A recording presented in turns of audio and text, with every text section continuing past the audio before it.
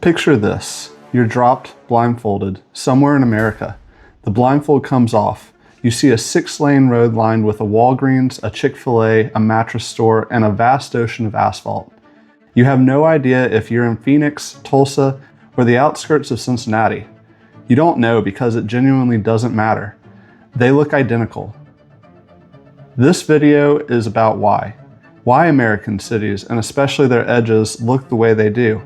Why they feel so hard to walk in, why they seem designed exclusively for cars, and why every strip mall looks like it was built from the same blueprint by the same exhausted contractor in 1987. The answer is not one thing. It's a century of decisions. Laws, subsidies, highways, and a very particular idea about what a good life looks like. To understand the American city of today, you have to understand what it looked like before the car took over. Before World War II, most American cities were actually quite walkable. They'd grown up around transit, streetcars, elevated rail, ferries. Neighborhoods were dense because people needed to be close to the things they needed. The corner grocery store wasn't a romantic choice. It was a necessity. You couldn't drive 15 minutes to a supercenter because there was no supercenter. And, for most people, no car. Streets were narrow. Buildings came up to the sidewalk. Apartments sat above shops. Cities felt, in a word, human-scaled. But then came the 1940s and 1950s, and everything changed. In 1956, President Eisenhower signed the Federal Aid Highway Act, one of the most consequential pieces of legislation in American history. It created the interstate highway system, 41,000 miles of roads funded almost entirely by the federal government. The official rationale was national defense. The actual effect was to make car travel cheap, fast, and critically, federally subsidized in a way that transit never was. Here's the hidden story though. Those highways didn't just connect cities, they went through them. And planners almost uniformly routed them through the neighborhoods that had the least political power to fight back. Black neighborhoods, immigrant communities, low-income areas. Entire districts were erased. In some cities, the highway became a wall, physically separating wealthier areas from poorer ones. At the same time, the FHA, the Federal Housing Administration, was offering cheap government-backed mortgages, but almost exclusively for new single-family detached homes in the suburbs.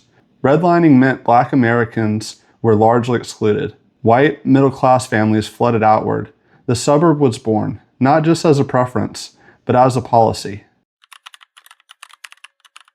Now here's the thing most people don't think about. Why can't you build a coffee shop in your neighborhood?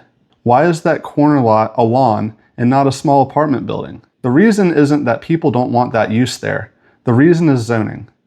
Zoning laws, which became widespread in American cities from the 1920s onward, separate land into strict categories: residential, commercial, and industrial. In most American cities, the vast majority of residential land allows only one thing: single-family detached houses. No apartments, no corner stores, no mixed-use buildings, just houses, separated by yards, requiring a car to reach almost everything else. This is called single-family zoning, and it is quite literally illegal to build differently on most of the land in cities like Los Angeles, Atlanta, or Houston. The result is a city that physically cannot be anything other than car dependent, because the distances between uses are too large to walk. Parking minimums made it even more extreme. Cities required every new building, a restaurant, a dentist's office, a gym, to provide a minimum number of parking spaces. There are now an estimated 800 million parking spaces in the United States. That is roughly 3 for every single car. There's a popular story, half true, half conspiracy, about how American cities had great transit and then General Motors bought it up and destroyed it to sell more cars. The reality is messier. GM did form a company that bought up and dismantled some streetcar lines, but mostly streetcars died because of competition, from the bus, from the car, and from federal policies that privileged roads over rails. What matters is the outcome. By the 1960s, the United States had largely abandoned the urban rail transit that most other wealthy countries were expanding. While Paris was building the RER and Tokyo was densifying around train stations, American cities were widening roads and building parking. The infrastructure locked in a choice. You would need a car. There was simply no other reasonable option. Okay, but the look of it. Why does every suburban commercial strip feel identical? Part of it is franchising. National chains use standardized designs because they are cheaper to build, easier to permit, and instantly recognizable to customers who are driving past at 45 miles per hour and have approximately 2 seconds to decide whether to turn in. Part of it is the setback requirement. Another zoning rule that says buildings must sit a certain distance back from the road. The result is that every building is surrounded by parking, pushed away from the street, and isolated. No building relates to any other building. Nothing creates the sense of a place. And part of it is simply that car-centric design collapses architectural ambition. When you're designing for someone moving at a speed, you don't bother with fine-grained detail. The ornamental brickwork, the varied roofline, the interesting doorway, none of that registers at 40 miles per hour. So it's left out. And without it, every building, stripped to its functional minimum, ends up looking like every other building. This built environment has consequences.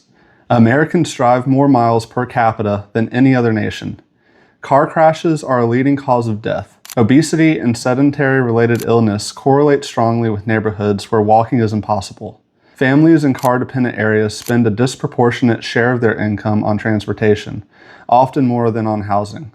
An aging population becomes increasingly homebound. And all those impervious surfaces, the parking lots, the wide roads, flood downstream communities every time it rains. But mindsets are shifting. Cities like Minneapolis, Sacramento, and Gainesville have eliminated single-family only zoning. Oregon made it a statewide rule. The Biden administration tied federal transportation funding to walkability goals. Younger generations are expressing strong preferences for walkable neighborhoods, and the market is beginning to respond, even if slowly and unevenly. Some cities are even removing highways. Rochester, New York reclaimed 6.5 acres for mixed-use development by converting a sunken portion of an expressway that previously tore through the city into a street at grade. San Francisco removed a damaged freeway after the 1989 earthquake and found that the neighborhood it had bisected finally began to heal. Here's the thing I want you to take away from all of this. The American city, the parking lots, the Stroads, the strip malls, the neighborhoods that feel like they were designed to make you feel alone, none of it was inevitable. It was a choice. A series of choices made mostly between 1940 and 1980 by planners and politicians and federal agencies, often with very little input from the people who would have to live inside those choices. And because it was a choice, it can be unchosen. Not overnight. The infrastructure is sunk and the legal frameworks are entrenched.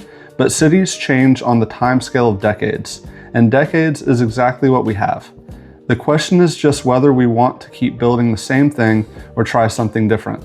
If you want to go deeper on any of this, zoning reform, the history of redlining, the economics of parking, there's a link in the description. And if this was useful, subscribing helps this kind of video reach more people. Thanks for watching.